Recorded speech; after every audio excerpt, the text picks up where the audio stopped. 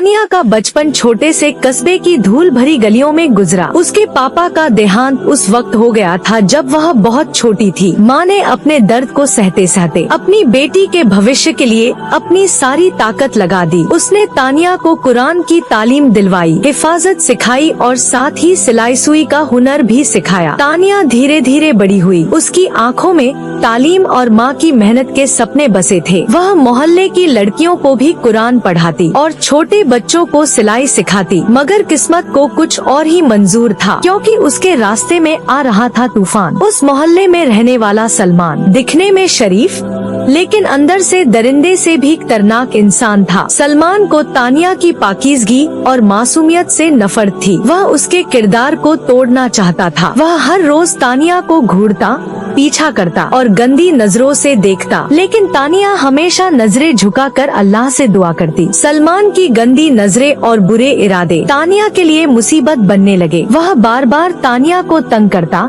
आवाजें कसता, लेकिन तानिया हमेशा चुपचाप अल्लाह से मदद मांगती। लेकिन सलमान की बुराई यही नहीं रुकी। उसने चालाकी से तानिया की माँ को धोखे में ले लिया। सलमान ने घर आना जाना शुरू कर दिया और माँ उसकी बातों में आ गई। तानिया जानती थी कि सलमान नेक नहीं, लेकिन माँ की मजबूरी और मासूमियत उसे धोखा दे रही थी। एक दिन सलमान ने अपनी असलियत दिखा दी। उसने तानिया पर नजर डालकर गंदी बातें की। तानिया ने तुरंत नजरें झुका ली और भागकर घर चली गई। उस रात तानिया ने अल्लाह से रो रो कर दुआ की कि उसकी इज्जत और माँ की इज्जत बच जाए, लेकिन सलमान का जुल्म बढ़ता गया। उसने मोहल्ले में तानिया के बारे में अफवाहें फैलानी शुरू कर दी। तानिया की मासूमियत पर लोग शक करने लगे, जबकि उसकी पाकीज़गी आसमान से भी ऊंची थी। सलमान की झूठी बातें माँ के दिल में भी घर करने लगी और उसने तानिया को डांटना शुरू कर दिया। तानिया ने सफाई देने की कोशिश की, लेकिन माँ ने उसकी एक न सुनी। अब सलमान और निडर हो गया। उसने तानिया को अकेला पाकर उस पर हमला करने की कोशिश की। तानिया ने हिम्मत दिखाई, जोर से